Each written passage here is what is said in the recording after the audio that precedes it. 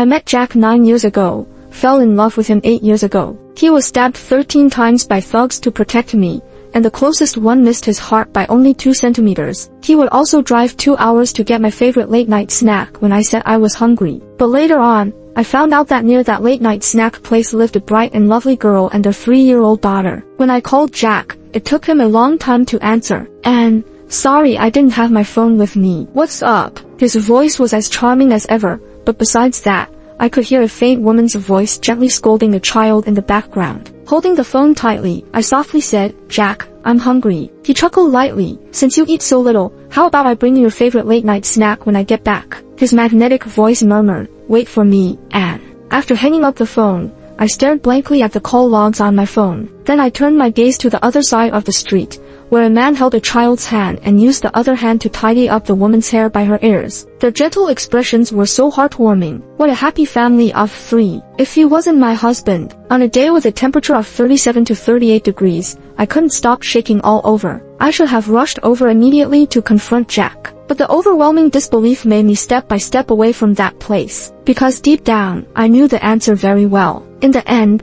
I had no idea how I got back home. When I turned on all the lights in the room with a loud click, suddenly, I remembered the bright yellow crystal chandelier that Jack had personally installed overhead, saying that the color created a cozy atmosphere. On the wall hung a Sumi painting we had completed together. It was ugly, yet we kept it for 4 years and hesitated to replace it, the paper turning yellow with age. It looked even uglier now. Leaning against the wall, I squatted down, arms in an embrace, holding myself tightly. The living room was brightly lit, and I wouldn't have to wait until 1 in the morning anymore. Tears trickled down my chin, and as I sat on the floor, my thoughts were hazy. How did Jack and I end up here today? Clearly, he had once taken 14 stabs to protect me, with the closest one to his heart only 2 centimeters away. He'd been on the brink of death 3 times according to the hospital. During that time, Jack was fighting for his life inside, while I was barely holding on outside the door. That winter was my eternal nightmare. Every time I remembered, the deep-rooted fear would tug back and forth in my bones,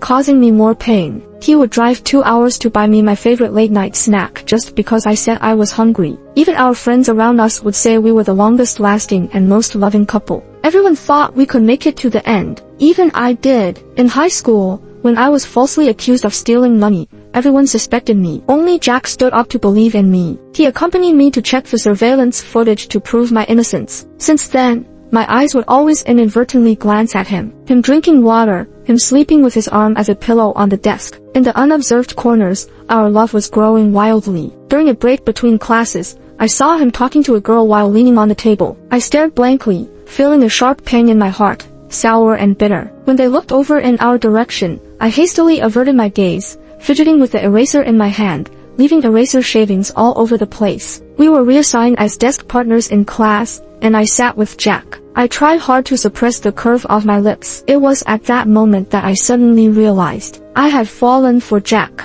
After becoming desk partners with Jack, I learned that he liked a specific brand of milk, slept quietly, and was handsome when asleep. Later, after becoming a couple with Jack, I found out that he was very affectionate, liked to be close to and act cute with loved ones. It was a world of difference from the rebellious teenager I had imagined, completely different people. He would lean on the desk, looking at me with those beautiful eyes, blinking. Too tired, need wifey's kisses before I can relax. Afraid of others hearing, I immediately covered his mouth. This is class. Do you want people to find out? Jack took the opportunity to kiss my palm, his eyes curved, like a fox who had successfully stolen a chicken, tail wagging in delight. I was charmed by his affection, my heart and face flushed with warmth. Completely different from the rebellious teenager I had imagined, he was like a sweet little cake. Is this what they call a contrasting charm? He was like an eternally young child, immature and jealous, always sticking close whenever there was a chance. But it was okay if he never grew up.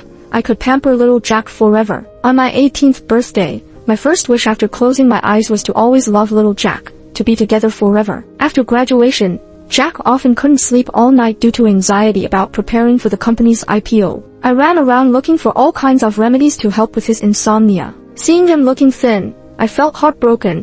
Why don't I quit being a blogger and be your personal secretary, to help shoulder some of your stress? Jack laughed, resting his head on my shoulder, murmuring, being a secretary is tiring. I don't want you running around for me. Just do what you love, wait and see. I'll make a lot of money. Isn't there a saying, Husband makes money to spend on the wife. Husband works outside to make money to spend on Anne. My face was burning red, scolding him for being shameless. Jack's eyes were full of laughter as he leaned in to kiss me. At that time, I truly believed it would be him from then on. But later on, reality taught me a harsh lesson. It told me, don't be so naive as a person. So when did I realize something was wrong? Was it when I knew he had been keeping a diary of our every moment since high school, which hadn't been touched since then? Or was it when I found a small receipt for purchasing a necklace in his suit jacket pocket, and the next day it appeared around Jessica's neck? At this moment, there was a sound from the doorway. Jack was back. He exuded a cool air, with a faint hint of a girl's perfume clinging to him. He raised what was in his pocket. Hungry yet? I'm back soon. This is the last pot. Jack, I interrupted him, softly saying, I saw everything. Jack's movements paused, and the smile on his face slowly faded. So what? We had the most intense argument in history. I smashed everything that could be smashed in the room. I sternly questioned him.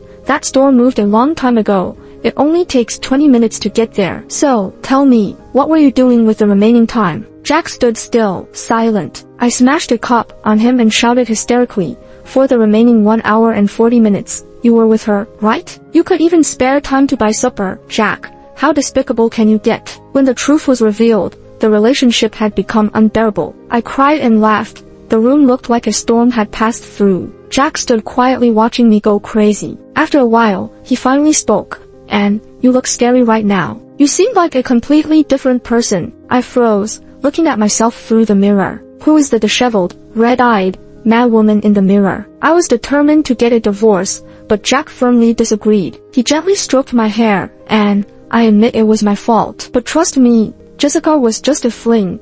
That child was an accident. You are the one I love the most. I turned my head to avoid his touch. Don't touch me, it disgusts me. Jack's hand stiffened slightly, his eyes filled with ambiguous emotions. The next morning, the room looked like a tornado hit, but on the table, there was a bouquet of dew-covered cherry grass. The smile on my face slowly faded. In the 3rd month of my relationship with Jack, we were like many young couples in love, very affectionate. But it wasn't me who was clingy, it was Jack. During our lunch break, we would climb to the roof and simply lean against each other, feeling very sweet. As I dozed off, leaning on his shoulder, Jack suddenly said, Anne, what will we do if we argue in the future? I closed my eyes and didn't respond. I didn't expect him to be so scared. What if I am clueless and can't comfort Anne? Sleepiness vanished in that moment and I quietly smiled. Jack saw that I was pretending to sleep, so he became bolder, rubbing his head against me like a puppy. He kept muttering, Anne, can you give me a little clue? Could you maybe give me a hint? All right. His tousled hair tickled me and itched,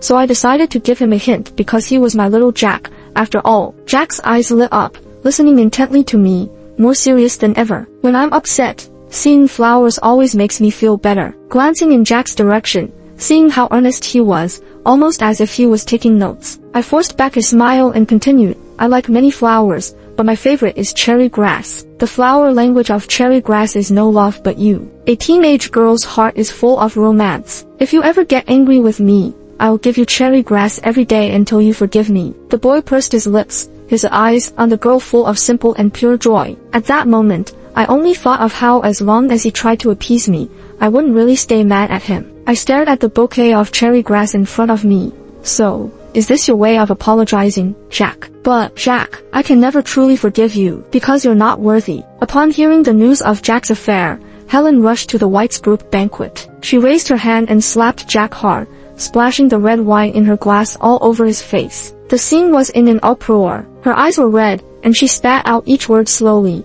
Jerk, this is karma. When I received the message, I hurried to the scene.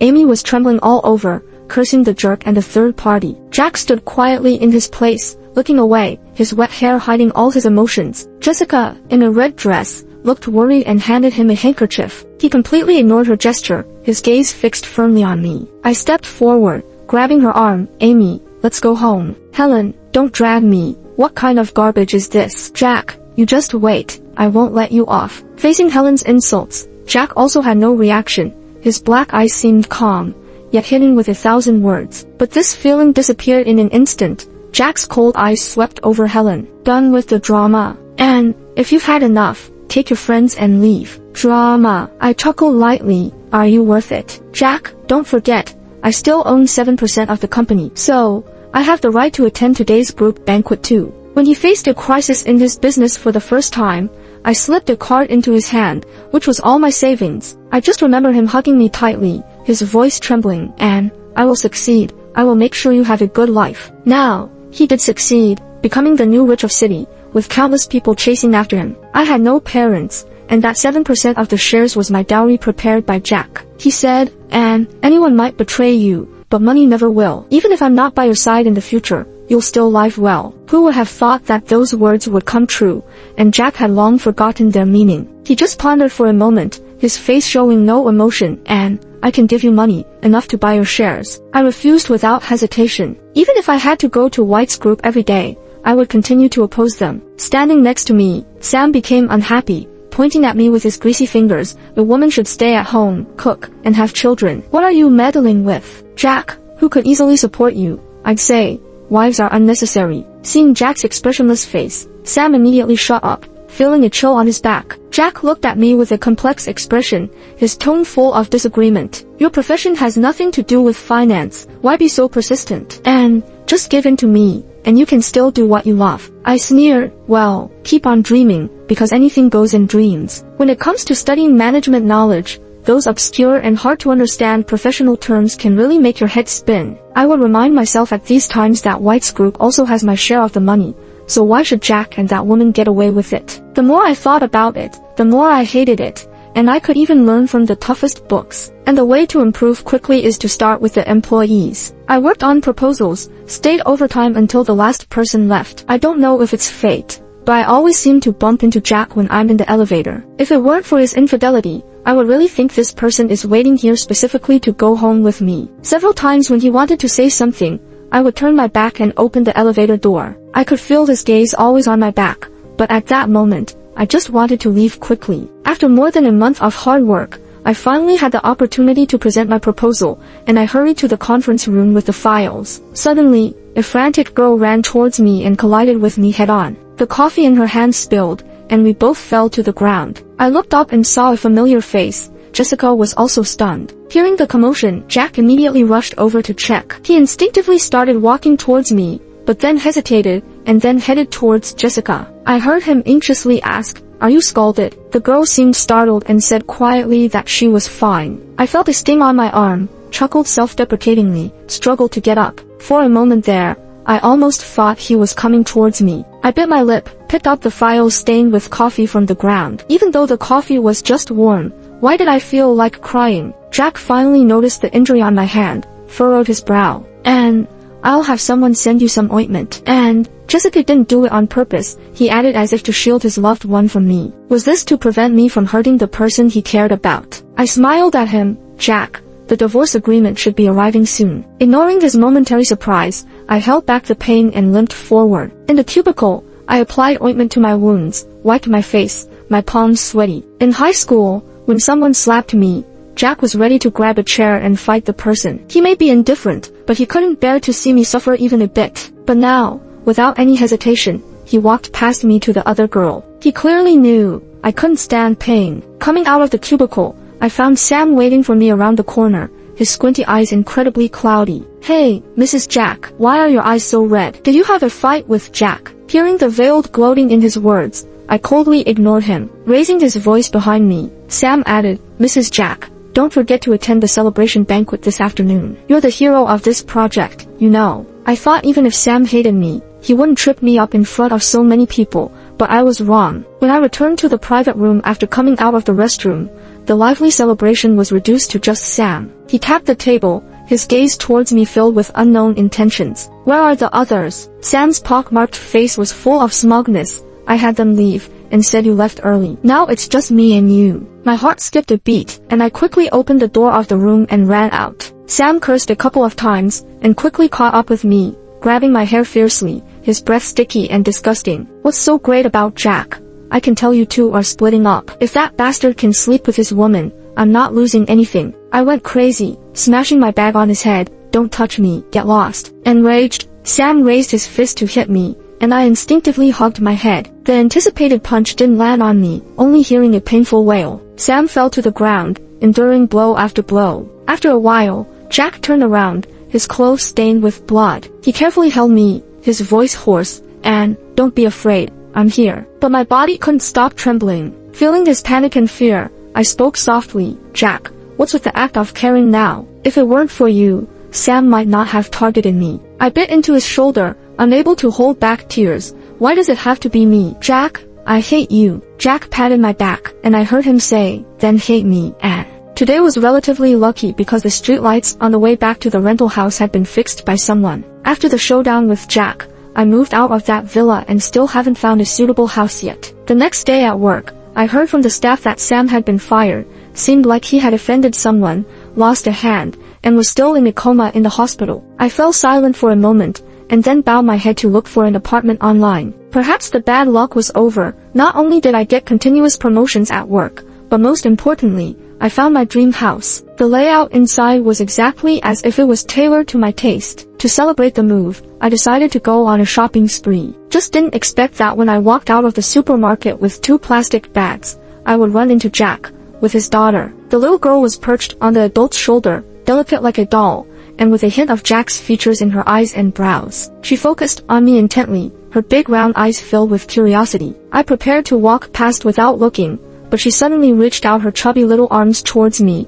as if wanting me to hold her. I held my breath, forcing myself to look away. In my mind, I kept telling myself that she was Jack's child with someone else, even though she was a bit cute. But for some reason, at the first sight of this little girl, there was always a strange sense of familiarity. Seeing that I had no intention of holding her, the little girl pouted, turned her head, and started crying in a rueful manner. A sharp pain echoed in my heart. I suddenly felt at a loss. Jack apologized, carried the girl away. The feeling in my chest remained painful and suffocating. I pressed against it, wondering what was happening. It wasn't until we were far away and the girl was still hiccuping and crying. Jack wiped away the tears on her face. "Didn't you see her?" The little girl cried even louder, haphazardly wiped her tears, mumbling, Jessica wants to be held." Jack just patted her back, remaining silent for a long time. On the way home from work, I noticed a child squatting on the roadside from a distance, looking very familiar. Approaching, it was indeed Jack's daughter. "Why are you squatting here?" The little girl looked up and her eyes lit up as she ran over to me. In a soft and childish voice, she replied, "I'm looking for my mom." I took out my phone to call Jack, but no one answered. I called his office, and they said Jack had already left for the day. "Do you know your mom's phone number?" I asked. The little girl thought for a moment and shook her head. Even though I felt a twinge of guilt seeing this child, adult matters were never the concern of children. I sighed and asked for her name. When she said Jane, I couldn't help but wonder uncontrollably, who was she missing? Jane tugged at my sleeve and looked up at me. "Auntie, Jane wants to go to the amusement park." I replied, expressionless, "It's getting dark already." She held my hand and tried to convince me, "I just want to ride the merry-go-round for a little while." Looking at her pleading eyes, my heart softened, and I agreed. Jane happily reached out her hand to me, and after a few seconds of hesitation, I lifted her up from the ground. The little girl nestled against my neck, exuding a pleasant scent of milk all over. I couldn't help but relax my body to make her more comfortable. She was well behaved,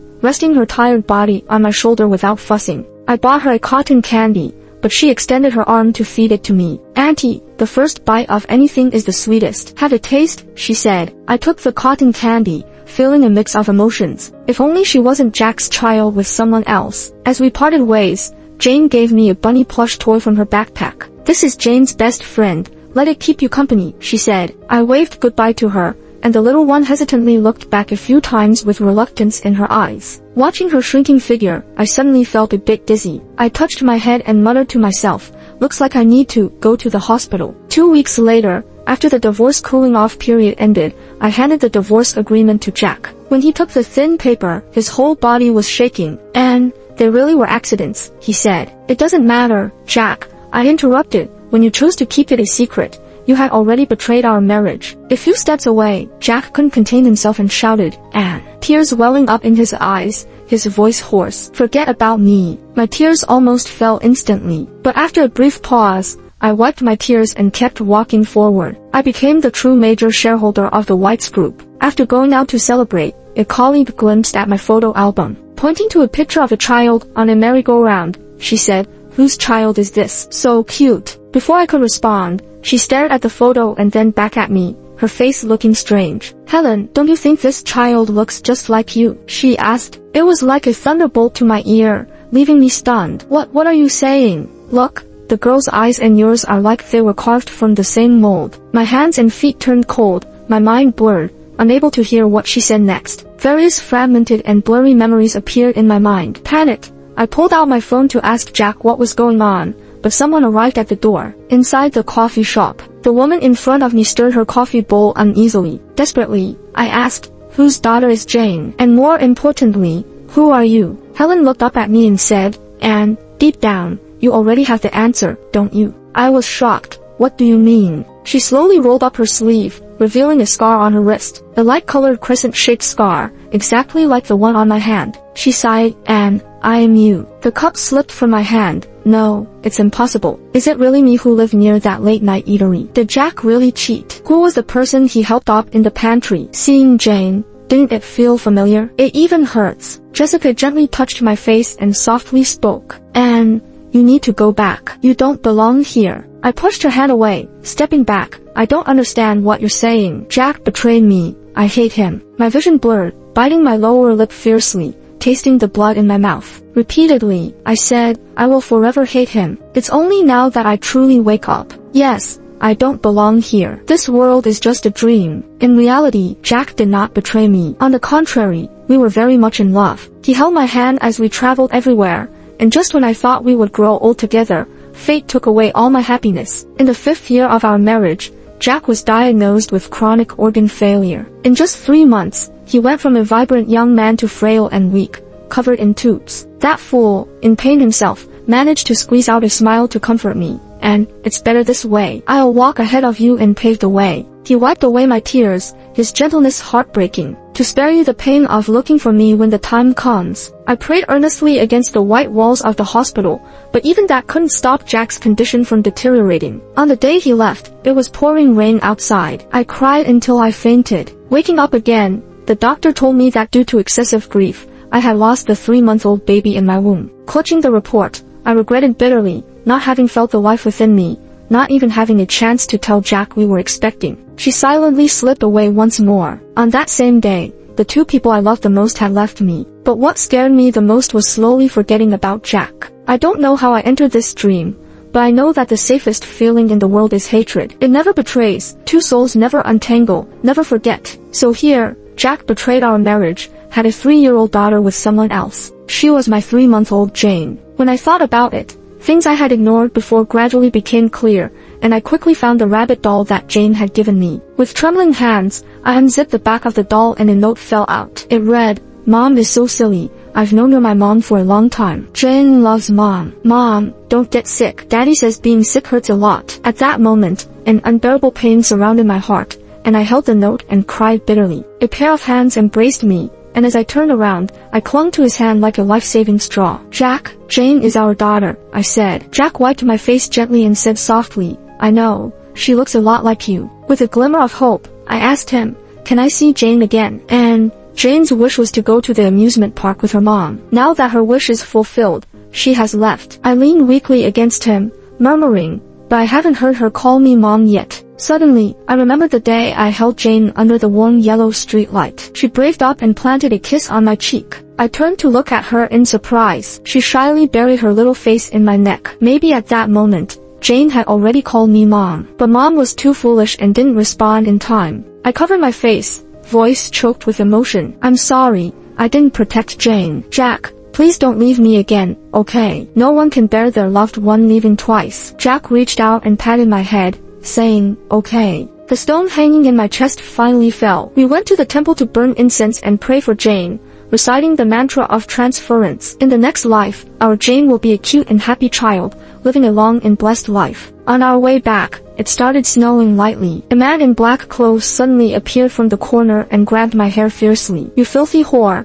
It's all because of your old man that I've become like this." In the dim light, a beam of light flashed past, illuminating Sam's dirty and contorted face. He looked excited, raising the knife in his only hand to stab at my neck. But I couldn't avoid it in time. And Jack rushed over and shielded me tightly in his arms. I saw Sam stabbing him over and over again, the sound of flesh being pierced, the chaotic noises around us. Jack trembled in pain, but still held me tightly in his arms. I roared like a mother wolf, smashing my head against sands, going crazy. Someone is getting killed over there. So much blood. Run, run. The noises faded away, and Jack finally ran out of energy, collapsing on the ground as his blood slowly seeped through his clothes. Tears streamed down my face uncontrollably as I helped Jack up and slowly left the alley. Jack, I'll find help. We'll go. We'll go. The ground was covered in a thin layer of snow, Jack's blood dripping onto it. His face was paler than the moonlight. He reached out his hand, stained with blood and dirt, and wiped the tears off my face, softly saying, "Don't be afraid, Anne. Are you hurt, Anne?" I shook my head desperately, not caring if he saw me or not, tears blurring my vision. With a faint smile, Jack coughed violently, blood flowing from the corner of his mouth. He handed me something from his arms. "This is an amulet I pray for you, and the divorce agreement I signed." Tears flowed uncontrollably. "You promised you wouldn't leave me again," I said. Jack's eyes gradually lost their light. "I'm sorry, Anne. I broke my promise. My last wish was to protect you one more time." I stared blankly as everything around me began to collapse, Jack's body gradually dissipating. His final kiss on my forehead was filled with reluctance. "Anne, you should go back now." "No, don't." But the overwhelming darkness rushed towards me, and I completely lost consciousness. After what felt like ages, I heard someone calling me. "Anne, wake up." I slowly opened my eyes and saw a woman with glasses looking at me with concern. She asked if there was anywhere I felt uncomfortable. I shook my head blankly, not understanding the situation. "Where am I?" The woman introduced herself. "I'm your therapist. You were under too much work pressure, so I hypnotized you to help you sleep." It seemed like I had a very long dream. The woman hesitated, her voice sounding strange. "Just a dream, not real." I nodded, but couldn't shake the intense pain in my heart. I looked at the notebook with a dog pattern on the table, puzzled, and asked the woman what it was. "That's the story of a devoted person's lifetime." I opened the door. The sunshine outside was beautiful. I took one last look at the woman and stepped into the sunlight. In my palm was a red talisman. On February 1st, she became my new desk mate, and I felt a little happy. She looked so focused in class, I wanted to pinch her cheeks. I wonder if Anne likes me too. I caught her stealing glances at me, but I had to act like I didn't notice. "Jack, you gotta play it cool. No one wants a worthless boy." On August 9th, I confessed to Anne and she said yes. The back of this diary page is filled with red hearts. Beneath it are two stick figures kissing on a big heart. On November 3rd, Anne is going to have exams soon. She said I always disturb her and don't let me accompany her while she studies. She's not happy and loves the milk I brought this morning. I'll have to buy it more often in the future. We kissed today and pulled my ear and told me to behave. I'd better watch out from now on. On April 18th, I ran out of space in my old notebook, so I purposely switched to a dog-themed notebook and likes the most. When our anniversary comes, I'll show her this notebook. If she doesn't get all teary-eyed, then I'm truly amazing. Romantic guys deserve to be cherished. When I grow old, I'll pass on all my love expertise to my son. If I'm this happy, he should be happy too. If I have a daughter, she must be as beautiful as my wife. I'll pamper her like a little princess. On June 7th, class is so boring. I carved something on the desk. A classmate pointed to the words on my desk about Anne, "Really like you," and burst into laughter. I gave him a good scolding. On November 21st, I fell ill. It hurts a bit, but hearing Anne's suppressed cry made it hurt more. I probably won't make it through this summer, but what about my Anne? So, I asked my junior sister, who is a top hypnotist in the world. I want Anne to forget about me. In the dreamland, I don't know why Anne treated me like a cheating scumbag. I feel wronged, but it's for the best. Let her hate me. I seized the opportunity and walked downstairs with Anne, even though she ignored me. By the way, the streetlights near Anne's house need to be fixed quickly. We should find a better place to live. The security there is too poor. Actually, Anne, I failed to protect you and Jane. I have a feeling Anne is about to leave here. The divorce agreement is my way of letting her go. The monk asked me if I wanted to put a note inside the talisman for safety. With tears streaming down my face while closing my eyes, I finally penned on the last page of the diary, "And I didn't stay with you till the end. It's my fault."